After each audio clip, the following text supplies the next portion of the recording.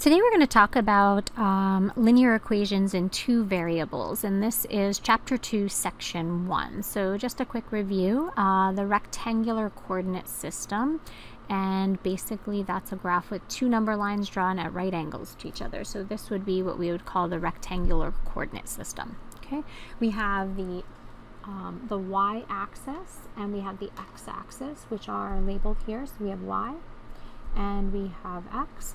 I usually tell students as a way to remember which is which that you raise your hand to ask why, so the y-axis is the one that's going vertically. The origin is where the axes intersect, and that has coordinates 0, 0. So that's like letter F, which we're going to talk about in a second.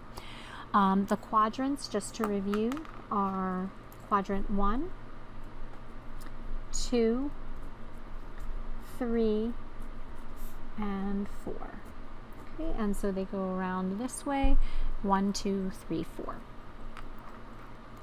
And an ordered pair is a pair of numbers that's used to identify a particular point on this coordinate grid, or the coordinate axis. Okay, the first number is your x-coordinate, also known as the abscissa, and the second number is your y-coordinate, or your ordinate. So let's take a couple of minutes to review the plotting of points. So we have our first point here, which is the point 4, 1. That means x, y. Okay, so we're going to go 4 units along the x-axis and 1 unit in the direction of the y-axis, and that'll be our coordinate point 4, 1. So we can label that as point A. Okay, it asks you to plot it and then state the quadrant where it's located. So this one would be quadrant 1. Then we'll move on to the second one. I have the point -3, 4. So that means I'm going to move in the negative direction along the x-axis, and then I'm going to move in the positive direction along or parallel with the y-axis, and I'll plot that point. That's my point B, and then we would say that is in quadrant 2. Next we have 4, -3. So again, we go positive 4 units along the x-axis, and then down 3, or in the negative, along the y-axis. And so we have this point C, which would be in quadrant 4. Okay, I'm going to skip down to letter E. I'm going to ask you to complete D after we talk about E. Okay, so now if I get down to letter E, I have the point 0, 3. So that means I'm not moving anywhere along the x-axis. I'm staying at the origin, and I'm going to go up 3. Okay. And so that would be point E. Now notice the directions say state the quadrant or the axis. So in this particular case, we would say the y-axis. Now unfortunately, that's not enough of an explanation because the y-axis has values here and it has values here. So we want to maybe give a little bit more information. So we can say that that's between quadrant 1 and quadrant 2, so that we were clearly identifying where it is. Okay, we already talked briefly about F. We said that F represents the origin, which is this center point right here. So we'll label that F. Okay, I'd like you to pause the video and go ahead and plot for me letter D. Welcome back. Okay, so we are going to now talk about linear equations in two variables, and most commonly students give me y equals mx plus b. That's our slope-intercept form for a line. So when we're talking about lines, many people think y equals mx plus b. We're going to start this chapter with standard form, which is actually ax plus by equals c.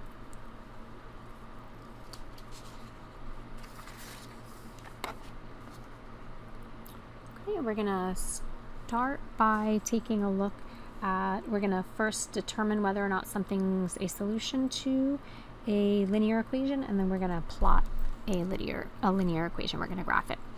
Okay, so the first example asks us to determine whether the ordered pair is a solution for the given linear equation. So we have in standard form negative 2x plus 3y equals 8. Okay, so I have the point 2, negative 4. How might we go about determining whether or not it's a solution for that particular linear equation? Well, we have right here our x value, and we have our y value because that's a coordinate point or a coordinate pair. So the easiest way to determine whether it's a solution is by plugging in x and y wherever you see x and y in the standard form equation. So I have negative 2. We're going to go ahead and plug in the x value of 2 plus 3, and then we'll go ahead and plug in our y value of negative 4. And we're going to check to see whether or not that's equal to 8. Okay, so we'll go ahead and multiply. We have negative 4 plus negative 12. Does that equal 8? That's our question. And so we have, remember when you have the same sign, you're going to go ahead and add them and keep the sign. So in this case, we have negative 16 equals 8. Okay, and of course that is not true. And so then we would say that the point 2, negative 4 is not a solution of negative 2x plus 3y equals 8. Okay, I'll ask you to go ahead and pause the video and complete letter B. So determine whether or not the point 1 and 10/3 is a solution to negative 2x plus 3y equals 8. Okay, welcome back. Let's go ahead and take a look at how the process of graphing a linear equation. Okay, so we are given a couple of values here, and if you don't have any values, you could always go ahead and find some. Okay, but in this case we have been given 0, so we'll go ahead and plug 0 into here. So we have 3 times 0 plus 5y is equal to 15, and that'll let us find our y value. 3 times 0, of course, is 0, so I have 5y equals 15, which means that y is equal to 3. So we'll fill in that first value. Okay, and then we can go ahead and plot that point, 0, 3. Okay, then we'll take a look at the next one. This next one I'm given the point 2, so I'll test that. I'm going to do 3 times x, which is the value we're looking for, and then 5 times 2 equals 15. So I have 3x plus 10 is equal to 15. I'm going to use my inverse operations, so I will subtract 10 from each side. Then I have 3x is equal to 5, divide by 3, which means that my x value is 5/3. Okay, so if I'm going to go ahead and plot 5/3, that would be about 1 2/3. So we'll say about here, and then we'll go up to 2. So we'll plot that next one. Okay, and then lastly, I will see what happens when x equals 5. So I have 3 times 5 plus 5 times y is equal to 15. So here I have 15 plus 5y equals 15. We'll go ahead and use our inverse operations, subtract 15 from each side.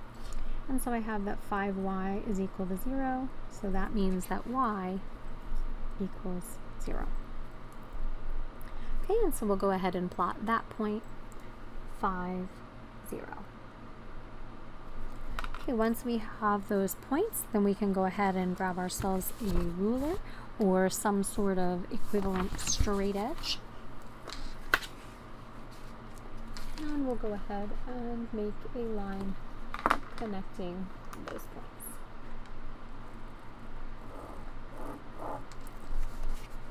Okay, we'll go ahead and we'll put arrows on the end, and we'll label our graph. This is the equation 3x plus 5y equals 15. Okay, one last example. is dealing with the x and y intercepts of a graph. And as you can see on this particular graph, we found the x and y intercepts. So an x-intercept is where it hits the x-axis, and a y-intercept is where a point intersects or a line intersects the y-axis, okay? And if you notice, this is the point 0, 3. So on the y-axis, your x value is 0. On the x-axis, at the point of intersection, your y value is 0. Okay? And so that's all of that kind of information that's contained there. All right, the next one says find the x and y intercepts for the following equation. So we have 2x plus 4y equals 8. And so some of the work has kind of been done for you. If I want to find the y-intercept, I have to look for where x equals 0, right? Okay, so we'll go ahead and do that. And that means we're going to go ahead and plug in 0 for x. So if x equals 0, that means that we have 2 times 0 plus 4y is equal to 8. The nice thing about x and y intercepts is that you have, the zero product rule, so we don't really have to worry about that. So basically you just have 4y equals 8, which means that we have a value y equals 2. So our first intercept is 0, 2. And then we'll go ahead and do the same thing for when y equals 0. And again, we said if you have 2x plus 4 times 0 equals 8, essentially you don't have to worry about that. Our zero product rule says that's going to be 0. So you're really solving the equation 2x equals 8. And in this case, x equals 4. So that means we have the point 4, 0. Now technically we have enough points to go ahead and graph this line, but if you wanted to, you could find some other value. Let's try a negative value just to see where this goes. So let's maybe try x equals negative 2. Okay, so that means we'd have 2 times negative 2 plus 4y equals 8. So we have a negative 4 plus 4y equals 8. We'll go ahead and use our inverse operations. We'll go ahead and add that 4 to each side. So now we have 4y equals 12. And then inverse operations, 4 times y, we're going to divide. Y equals 3. And so we have that point negative 2, 3. And then we'll go ahead and use our straight edge. So if you're at home and you don't have a ruler handy like we do in class, then you could always go ahead and use any sort of straight edge. Okay, and we'll label this as the line 2x plus 4y equals 8. Okay, that's it for tonight. I will see you tomorrow.